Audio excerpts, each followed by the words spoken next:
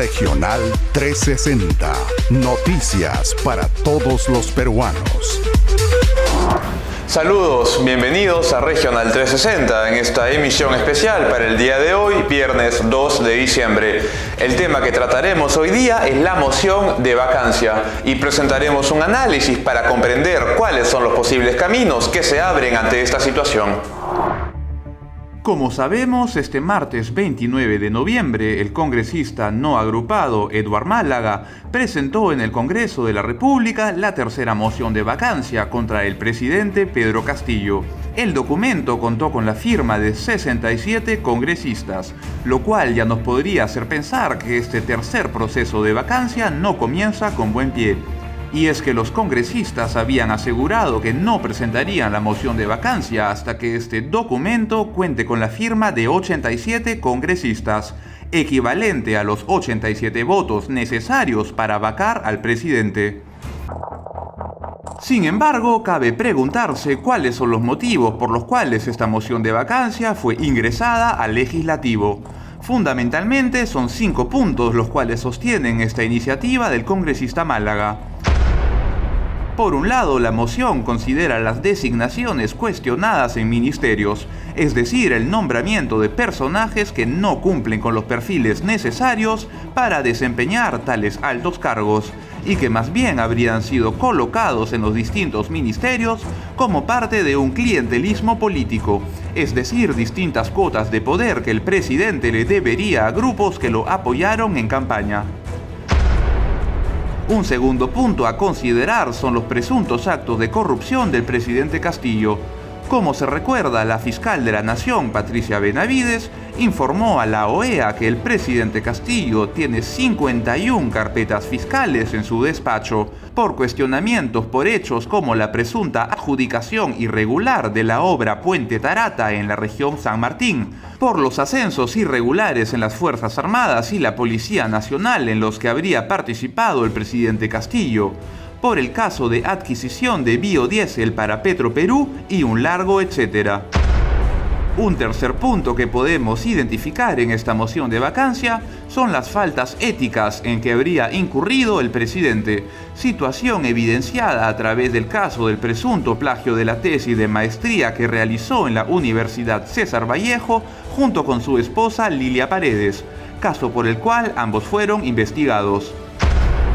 Un cuarto punto que sostiene este pedido presentado por el congresista Málaga es la vulneración de la separación de poderes en que habría incurrido Castillo al haber presuntamente ofrecido obras y puestos de trabajo a cambio de impunidad, como habría sucedido con los niños.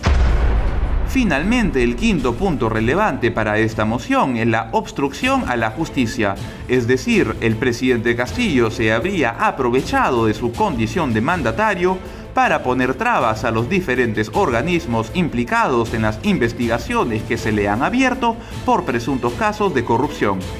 La política peruana se encuentra en un punto de matar o morir.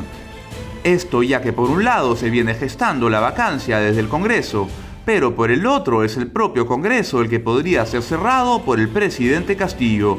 Esto ya que de acuerdo a un acta del Consejo de Ministros, se considera que la cuestión de confianza presentada por el ex premier Aníbal Torres fue denegada.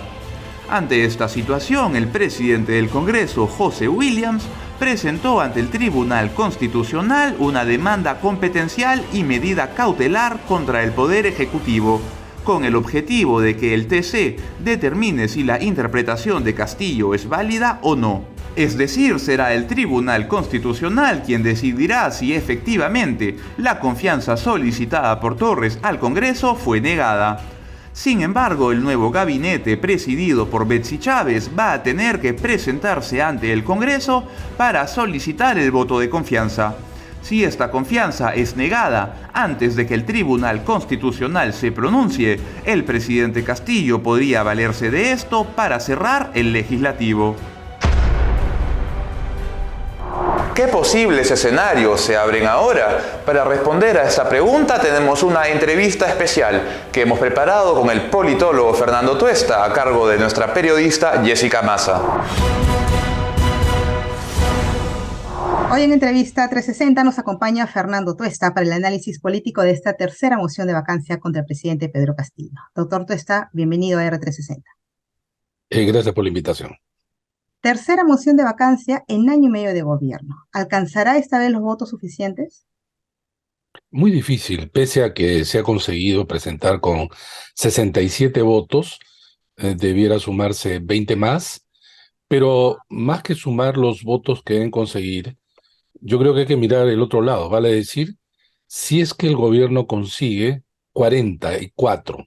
¿Por qué? Porque con 44 ya no hay vacancia.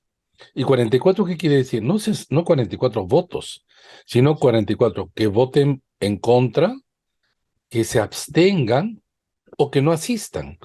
Suficiente que hayan 44 para que la vacancia no prospere. Este es un tema de números. Me refiero de números de orden político, ¿no? Ya se ha intentado efectivamente en dos oportunidades y no se ha logrado. Así como la oposición está tratando de generar votos, pues también en este mismo momento es probable que del lado del gobierno estén intentando negociar también con algunos bancadas o congresistas de manera individual. Repito, cada voto cuenta. Y para el lado de quienes quieren la vacancia, necesitan votos efectivos afirmativos. Para los que están en contra, necesitan simplemente, repito, que voten en contra, que se abstengan o que no participen. No participen quiere decir que no vayan, no asistan, por cualquier razón. Y los 130 nunca asisten en ningún congreso ha sucedido esto. Y por lo tanto eso es una ventaja para el lado del gobierno, ¿no? El Congreso podría esperar que el Tribunal Constitucional determine que no fue denegada la primera cuestión de confianza. ¿Qué va a pasar si el tribunal determina lo contrario?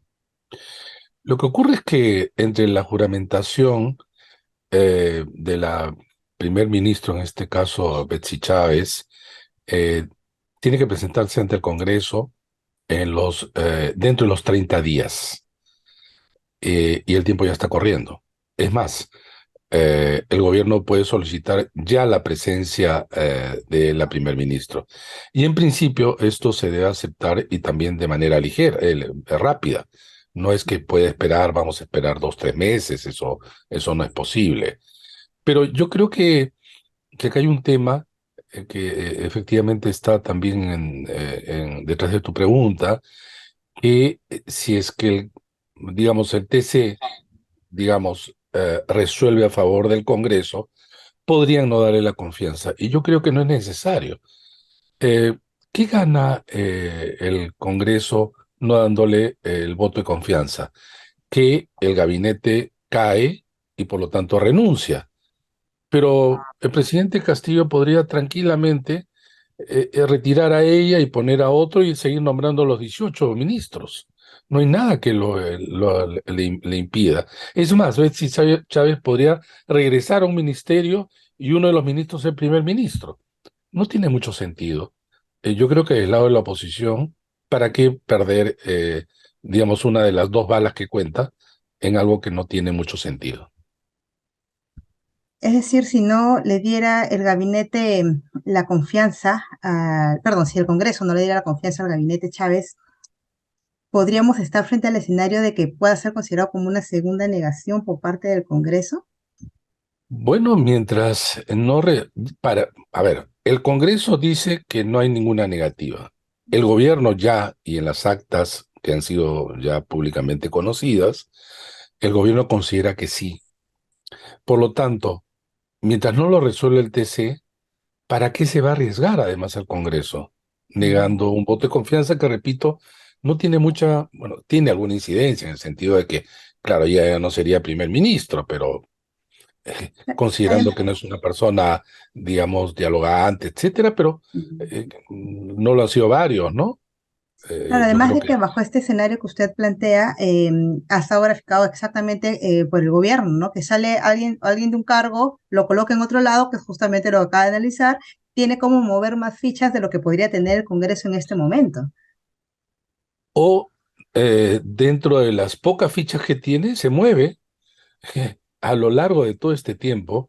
Ya no hablo de ministerios, hablamos de puestos en general de altos funcionarios públicos. El señor Aníbal Torres ha pasado a ser jefe de gabinete asesor del primer ministro. Eso nunca ha ocurrido. Ministros que han salido por incluso casos de escándalo pasan a otro ministerio, a algunos cargos. La verdad que no se trata pues de personas de altas calificaciones e imprescindibles en la administración pública. Sin embargo, así es este gobierno. Claro. Ahora, pese a lo dicho por la Premier, ¿estamos frente a una carrera de quién llega primero, si la vacancia o el cierre del Congreso? Porque existe ese temor un poco en el aire y este conflicto que se está evidenciando entre ambos poderes del Estado. Hay una cuestión que en realidad dificulta al gobierno. El gobierno depende de lo que haga el Congreso.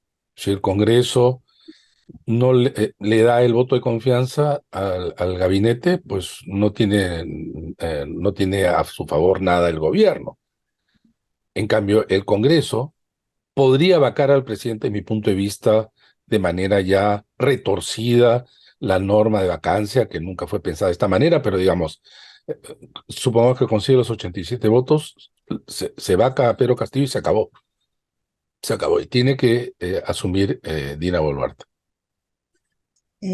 Claro, estamos igual frente a un escenario bastante incierto. ¿Qué podría pasar? ¿Cómo podríamos de repente imaginar el escenario en los próximos días frente a lo que en este momento podría decidirse en el Congreso? Es muy difícil, Jessica. Si es que hay algo en el Perú, es la incertidumbre. En realidad es uno de los países más inestables de la región, y en los últimos 5 años hemos visto situaciones inesperadas, cursos de la situación política no pensados. Desde el año pasado se está señalando que se termina el gobierno de Pedro Castillo, ya estamos año y medio, esto parece que no es así. Es más, algunos que pensaban que se iba a terminar rápido, ahora ya comienzan a considerar que este es un mal, no digo necesario, pero es un mal que se mantiene, al igual que el Congreso. Entonces, es difícil saberlo. En este momento es difícil que consiga los 87, pero en el Perú en política nada se puede señalar de manera enfática. Y nosotros nos quedamos con incertidumbre de lo que pasará en las próximas horas, que esperamos solamente pueda encaminarse, encauzarse hacia un bien común, que es lo que esperamos todos los peruanos. Muchísimas gracias por esa entrevista. No, gracias a ustedes. Ayer, jueves 1 de diciembre, el Pleno del Congreso aprobó admitir a debate la moción de vacancia con 73 votos, es decir, 14 votos menos de los necesarios para vacar al presidente Pedro Castillo. La defensa del mandatario deberá presentarse ante el Pleno este 7 de diciembre a las 3 p.m., después de lo cual se votará la moción de vacancia. Muchas gracias por su preferencia. Nos reencontramos en nuestra próxima emisión especial, pero también en nuestras emisiones diarias para radio y televisión. Muchas gracias por su preferencia nuevamente. Hasta la próxima. Regional 360. Noticias para todos los peruanos.